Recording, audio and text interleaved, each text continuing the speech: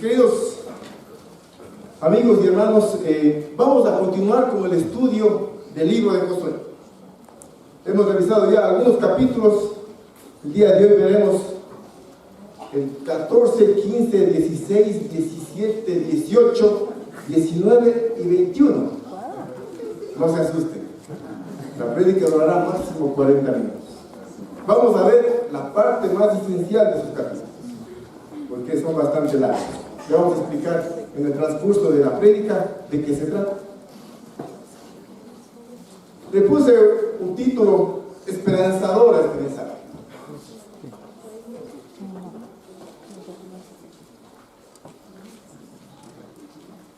La obediencia, nuestra puerta a las bendiciones.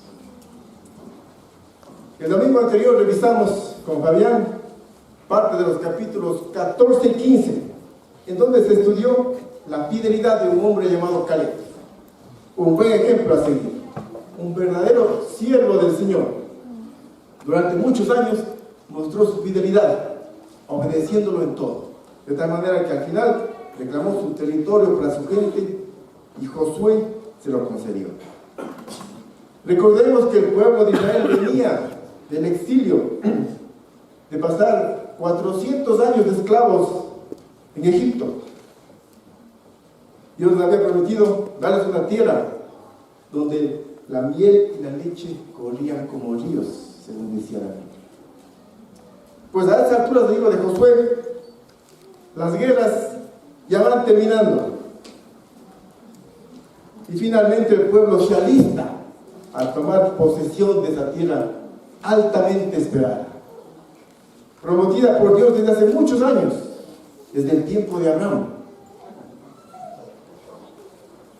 Se inicia entonces la repartición de estos territorios. Leamos Josué 14, del 1 al 5.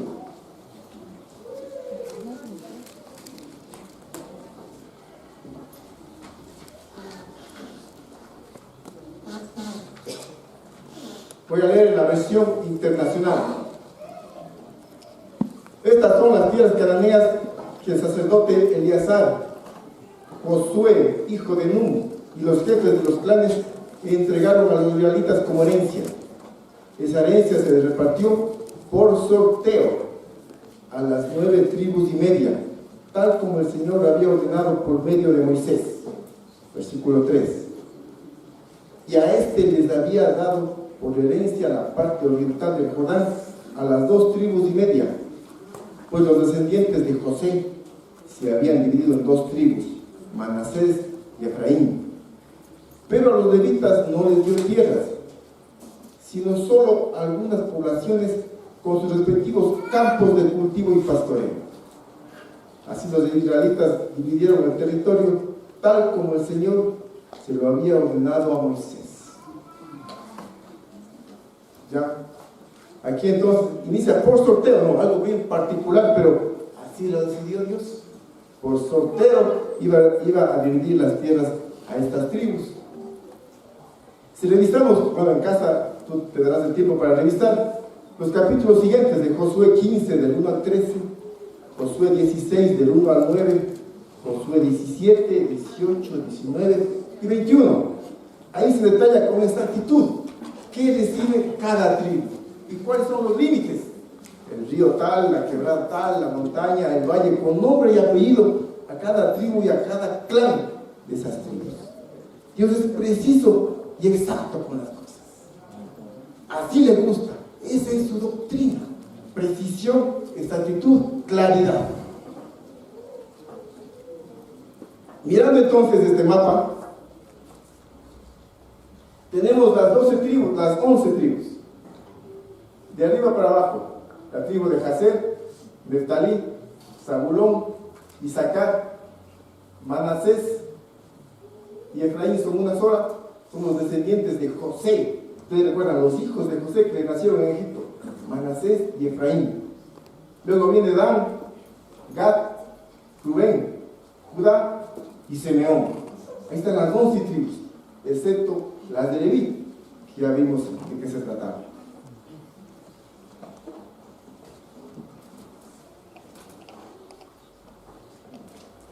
Veamos ahora, hay unos versículos que vamos a centrarnos en el mensaje de esta mañana.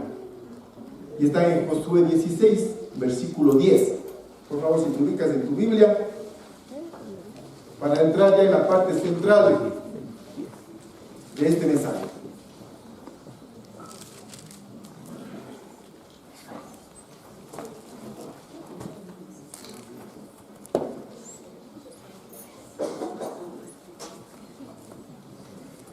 Gracias. Josué 16, 10, nueva versión internacional. Los efraimitas, o sea, los descendientes de Efraín, no expulsaron a los cananeos que vivían en Gezer. Les permitieron vivir entre ellos, como sucede hasta el día de hoy, pero los sometieron a trabajos forzados. Aquí lo coloqué en rojo, no la parte más impactante. Revisemos ahora Josué 17, del 12 al 13. Los miembros de la tribu de Manasés no pudieron habitar estas ciudades, porque los cananeos persistieron en vivir en ellas. Cuando los israelitas se hicieron fuertes, redujeron a los cananeos a la esclavitud, pero no los expulsaron totalmente de esas tierras.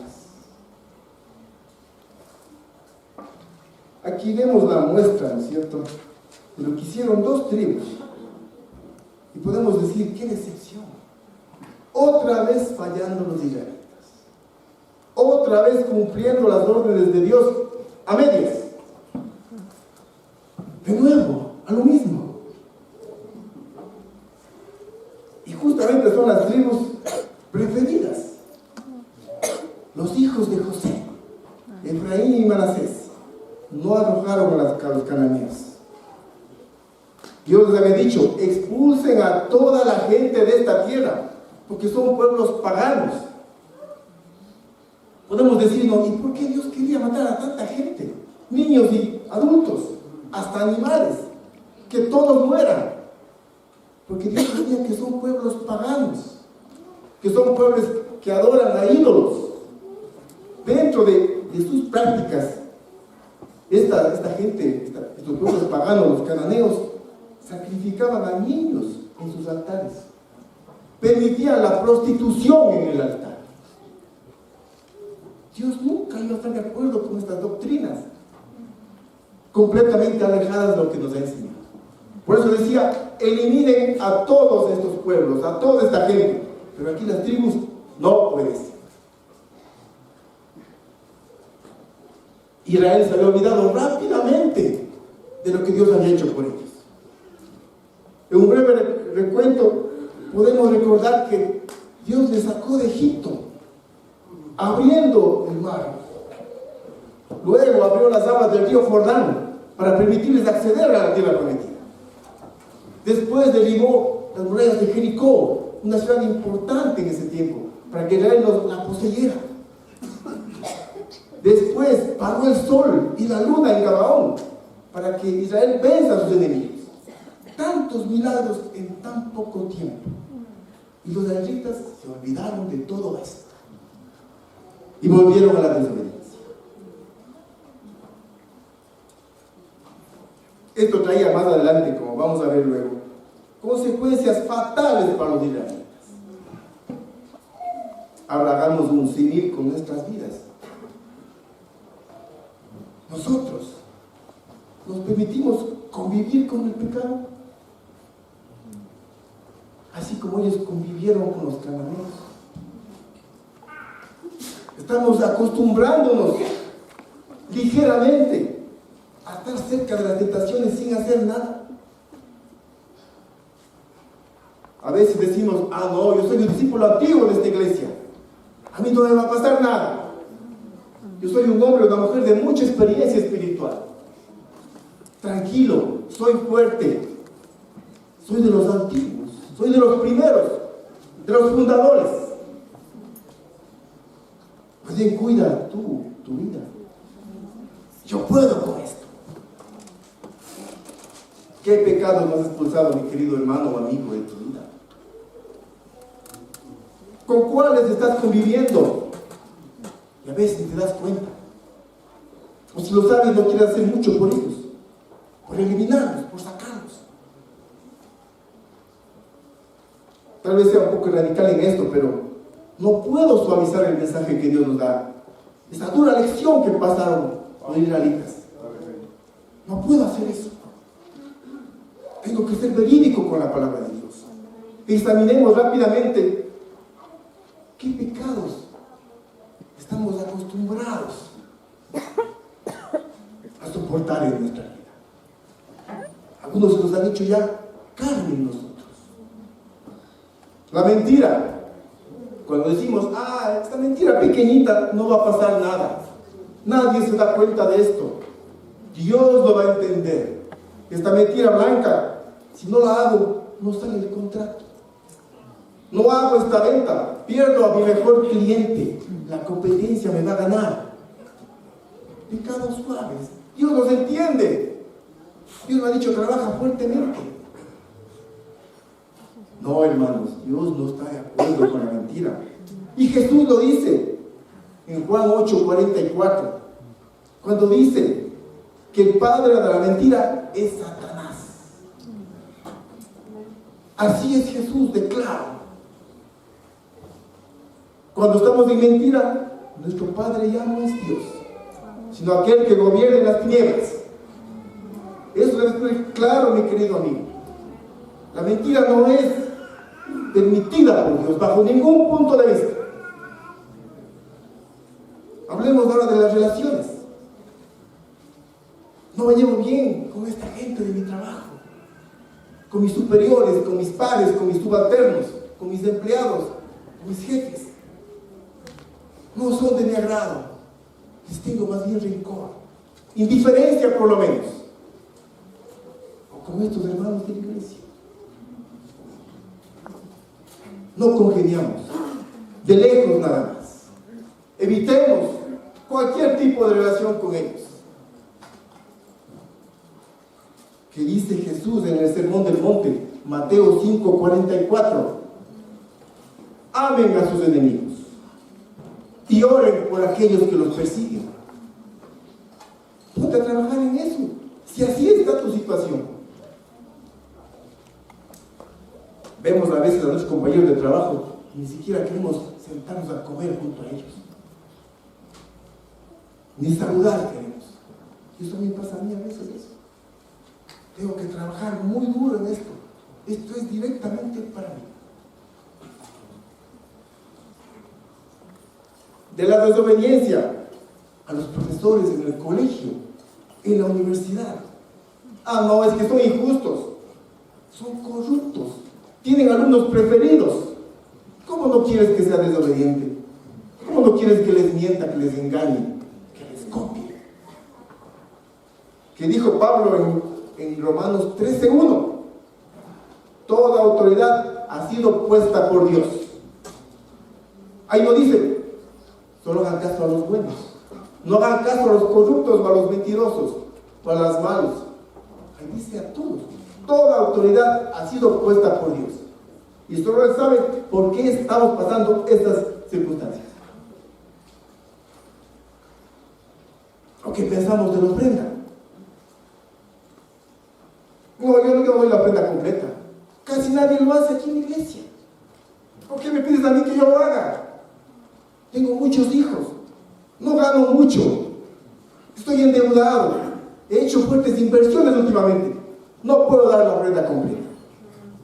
¿Qué dice Jesús en Marcos 12:41? El ejemplo de la viuda pobre que dio todo lo que tenía para vivir. Mucho más que aquellos ricos que dieron de lo que les sobra. Que te anime esto a apretar completo, a ser generoso en tus contribuciones dentro y fuera de este salón.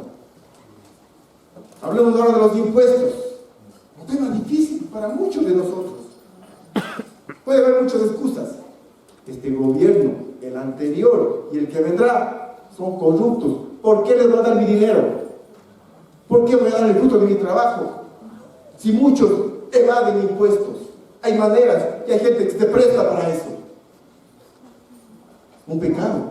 ¿Qué dijo Jesús al respecto? Mateo 17:26. Cuando dice, Pedro, ¿qué dice la gente que paga impuestos? Anda ahí al lado y pesca, y ese pez te dará una moneda en su boca. Con esta moneda anda y paga los impuestos, tuyos y míos. No quiero ser piedra de tropiezo para nadie. A Jesús no le correspondía pagar impuestos, según las leyes de esa época. Pero lo hizo para no ser piedra de tropiezo de nadie. ¿Tienes tú esa actitud? ¿Tenemos esa actitud nosotros? O más bien buscamos evadir, irnos por la tangente, buscar aquellos artificios que la ley nos da. Hermanos, y así hay muchos más pecados que sin darnos cuenta pueden estar siendo parte de nuestra vida, parte de nuestro accionar diario, y con los cuales Dios no está de acuerdo. Nunca lo ha estado y jamás lo estará.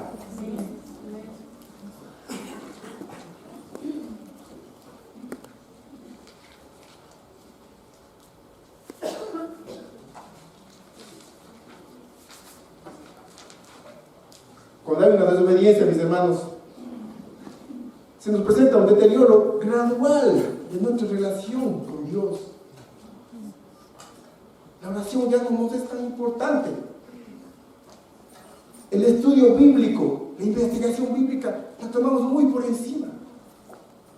El evangelismo ya pasa a un segundo plano.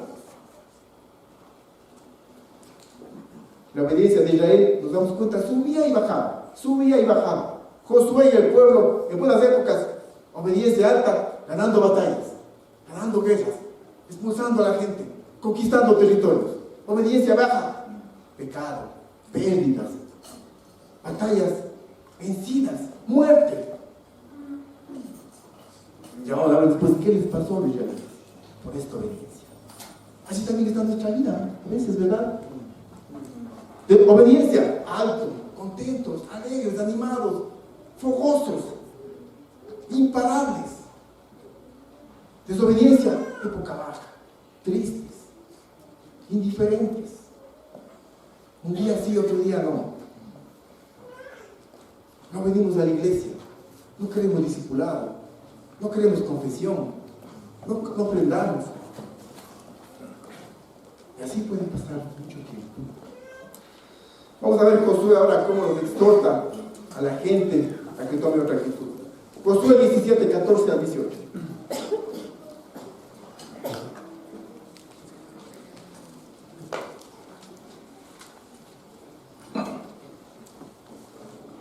La nueva versión internacional. Justamente eran las dos tribus que hablábamos, ¿no? Manasés y Efraín. Las tribus de José le reprocharon a Josué: ¿por qué nos has dado solamente una parte del territorio? Nosotros somos numerosos y el Señor nos ha bendecido ricamente.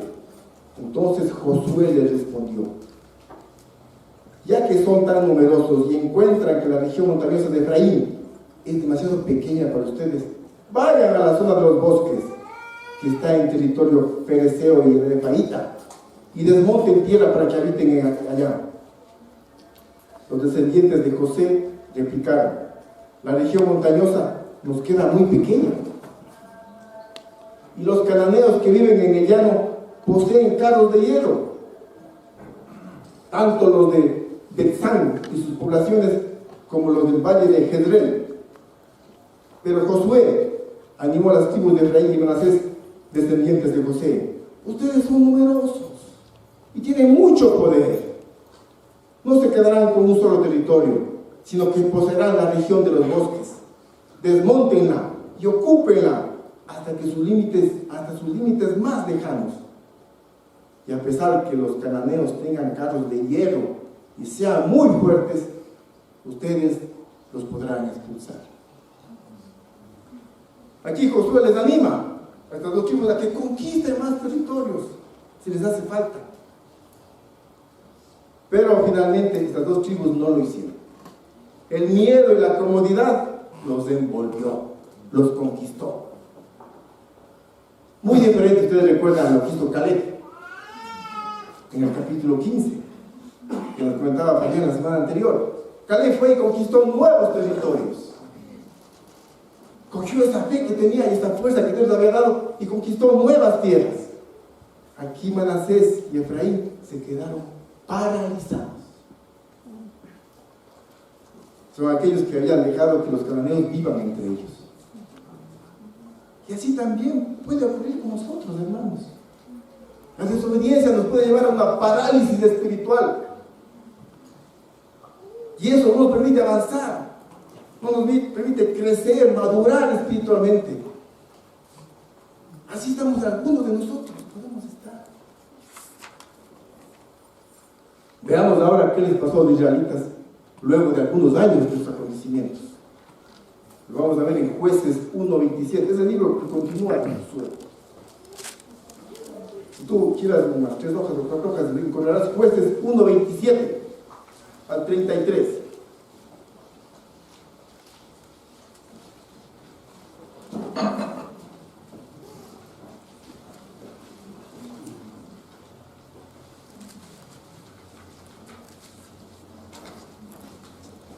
Veamos el versículo 27. Pero los de la tribu de Manasés, que hablamos, no pudieron expulsar a los de Bet-Sean y de Tanac con sus respectivas aldeas, ni tampoco a los habitantes de Dor, Ibleam y Megiddo con sus respectivas aldeas, porque los cananeos estaban decididos a permanecer en esa tierra. Solo cuando Israel se hizo fuerte, pudo someter a los cananeos a trabajos forzados, aunque nunca pudo expulsarlos del todo. Versículo 29. Los de la tribu de Efraín tampoco pudieron expulsar a los cananeos que vivían en Gezer, de modo que los cananeos siguieron viviendo entre ellos. Los de la tribu de Zabulón, por su parte, tampoco pudieron expulsar a los cananeos que vivían en Quitrón y Nalol, y estos siguieron viviendo entre ellos, aunque fueron sometidos a trabajos forzados. 31. Tampoco los de la tribu de Aser pudieron expulsar a los habitantes de Jacob, Sidón, Ahlab, Axib, Gebla, Apec y Rehob. Por eso, como no pudieron expulsarlos, el pueblo de la tribu de Jazer vivió entre los cananeos que habitaban en aquella región. Tampoco los de la tribu de Neftalí pudieron expulsar a los habitantes de Bet-Semes y Bet-Anat, sino que vivieron entre los cananeos que habitaban en aquella región. No solo fueron Manasés y Efraín los que incumplieron las órdenes de Dios, fueron algunas tribus, la mayoría de ellas. Qué pena, qué lástima. Continuemos en Jueces 2:1-13 para ver el desenlace de esta situación. Siguiente capítulo 1-13. El ángel del Señor subió a Gilgal, de Gilgal a Boquín, y dijo: yo los saqué a ustedes de Egipto y los hice entrar en la tierra que juré darles a sus antepasados. Dije: nunca quebrantaré mi pacto con ustedes. Ustedes, por su parte, no harán ningún pacto con la gente de esta tierra, sino que derribarán sus altares. Pero me han desobedecido. ¿Por qué han actuado así? Pues quiero que sepan que no expulsaré de la presencia de ustedes a esa gente. Ellos les darán la vida imposible y sus dioses les serán una trampa. Cuando el ángel del Señor les habló así a todos los israelitas, el pueblo lloró a gritos. Por eso llamaron a aquel lugar Boquín, y allí ofrecieron sacrificios al Señor. Dios ya les dijo lo que les iba a pasar en los años siguientes. Ya les advirtió con mucha claridad. Versículo 6. Cuando Josué despidió al pueblo, los israelitas se fueron a tomar posesión de la tierra, cada uno a su propio territorio. El pueblo sirvió al Señor mientras vivieron Josué y los ancianos que les sobrevivieron, los cuales habían visto todas las grandes obras que el Señor había hecho por Israel. Josué, hijo de Nun, siervo del Señor, murió a la edad de 110 años y lo sepultaron en Timat Jerez, tierra de su heredad, en la región montañosa de Efraín, al norte del monte de Gaz. También murió toda aquella generación y surgió otra que no conocía al Señor, ni sabía lo que Él había hecho por Israel. Versículo 11. Estos israelitas hicieron lo que ofende al Señor y adoraron a los ídolos de Baal. Abandonaron al Señor, Dios de sus padres, que los había sacado de Egipto, y siguieron a otros dioses, dioses de los pueblos que los rodeaban, y los adoraron, provocando así la ira del Señor. Abandonaron al Señor y adoraron a Baal y las imágenes de Astarte. Entonces el Señor se enfureció contra los israelitas y los entregó en manos de los invasores, que los saquearon. Los vendió a sus enemigos que tenían a su alrededor, a los que ya no pudieron hacerles frente. Israel nuevamente en desgracia. Israel otra vez en el polvo de las cenizas. ¿Por qué? Por la desobediencia de los antepasados.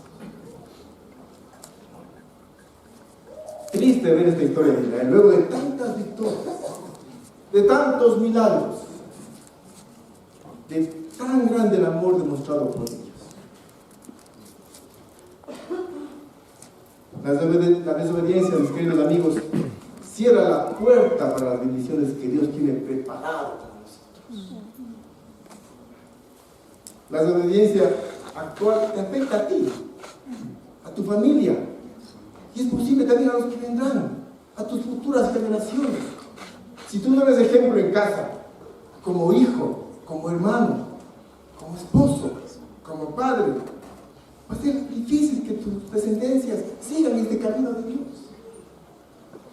No imposible, pero sí un poco más complejo. La desobediencia te hace presa fácil del pecado. Mira, los israelitas no pensaban que iba a ocurrir esto. Dijeron, no, tranquilo, los cananeos los tenemos dominados. Aquí somos nosotros la autoridad. Ellos están haciendo los trabajos forzados. Pero mira cómo terminaron, adorando a sus dioses. No pienses, hombre o mujer que me escuchas, este pecado chiquito, no va a pasar nada en mi vida. Lo he hecho siempre y no ha pasado nada. Esta mentirita pequeña, no hay consecuencias. Más bien me está yendo mejor que antes. Los israelitas vieron pasar muchos años para sufrir las consecuencias. No fue ese momento.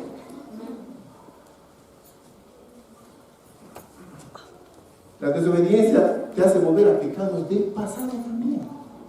Recordemos los tiempos de Moisés, el pueblo desesperado, porque Moisés estaba en el monte recibiendo las instrucciones de Dios. Muchos días solos, desesperados, angustiados, falta de fe. Se crearon un becerro de oro y lo adoraron.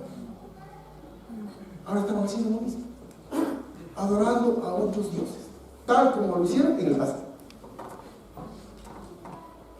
Las personas que se han ido de Dios, que se han ido de Jesús, que se han dejado el evangelio a un lado, han vuelto a su vida anterior. Algunos igual, algunos peor de lo que eran antes. Y son casos reales. No estamos imaginando ni suponiendo. Conocemos a esas personas. ¿Cómo están? Algunos ya no están vivos ni siquiera. Digo esto para tomar mucha conciencia, hermanos, amigos. La desobediencia a Dios no es nada light, no es algo sencillo, no es algo permitido, no es algo digerible, es algo muy serio. La vida nuestra y de los demás está en juego. No queremos que esta prédica sea desanimante, ni que traiga solamente culpabilidad. Tenemos un Dios de esperanza, hermanos. Amén. Amén. Un Dios que perdona también. Un Dios que da nuevas oportunidades. Un Dios que cumple promesas. Por supuesto, ese es nuestro Dios. Veamos en Josué 21:45. ¿Qué dice Dios al respecto? Volvamos a Josué 21:45.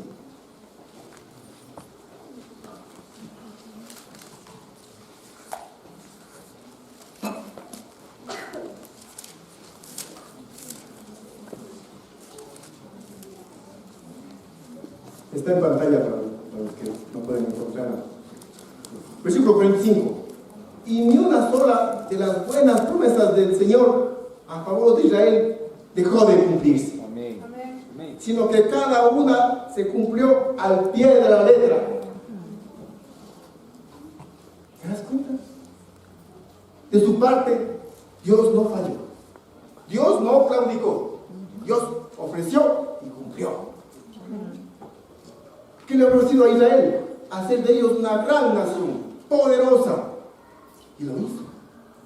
Les prometió victoria ante sus enemigos. Y los entregó a todos en sus manos. Hemos visto en Josué muchas batallas ganadas. También les prometió entregarles la tierra prometida. Y lo hizo. Lo estamos leyendo hoy día. Pero los israelitas no cumplieron su parte, desobedecieron a Dios. Y finalmente cayeron en desgracia. Para nosotros, amigos míos, ¿cuál es nuestra mayor promesa? La salvación, la vida eterna. La promesa de Dios ya ha sido entregada a nosotros, a la gente de esta época. Ya ha sido entregada, ya la poseemos, ya nos fue dada. No tenemos más que esperar. Hemos recibido lo mejor, lo más grande. Así es, Jaime, vamos. Entonces, ¿qué esperas para expulsar todos sus pecados de tu vida? Si no vas a perder la salvación. Así como Israel. Y tú, invitado, que conoces ya de la Biblia algo, que has escuchado de Dios, del ejemplo de Cristo, entrega tu vida, Señor. No pierdas más tiempo. No dejes pasar más semanas, meses o años escuchando y escuchando. Dios va a ver tu proceder, no solo lo que escuchas. Entrega tu vida a Dios, acepta a Cristo, bautízate. Y Dios está listo para entregarte sus promesas. Pero en fin, Josué, Caleb y el pueblo, algunos momentos fueron obedientes. Pero el mejor ejemplo de obediencia, amigos míos, es uno solo. El dueño de la obediencia es Jesucristo. Amén. Así es. Nuestro maestro, nuestro pastor, a quien sí debemos seguir a ojos cerrados. Veamos solo una escritura que demuestra la obediencia de Cristo. Vamos, Jaime. Está en Hebreos 5, 7 al 8. Tenemos en pantalla para ver. Vamos a ver.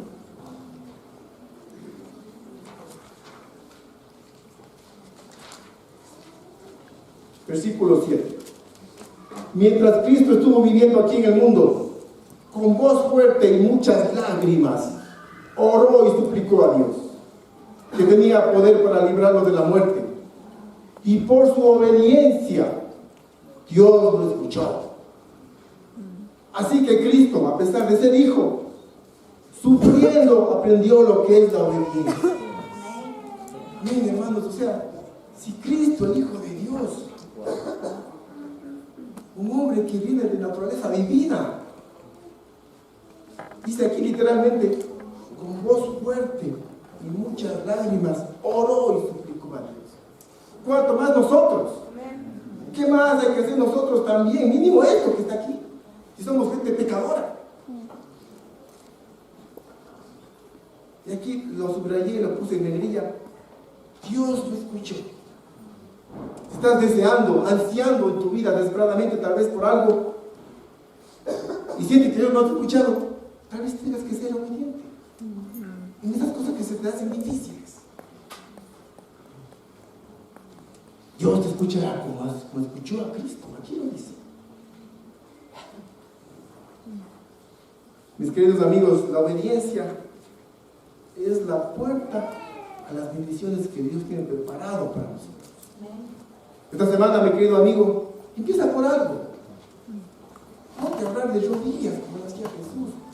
Por aquellas cosas que se te hacen imposibles, que se te hacen difíciles de obedecer. Revisa tu corazón y ve en qué no estás obedeciendo a Dios.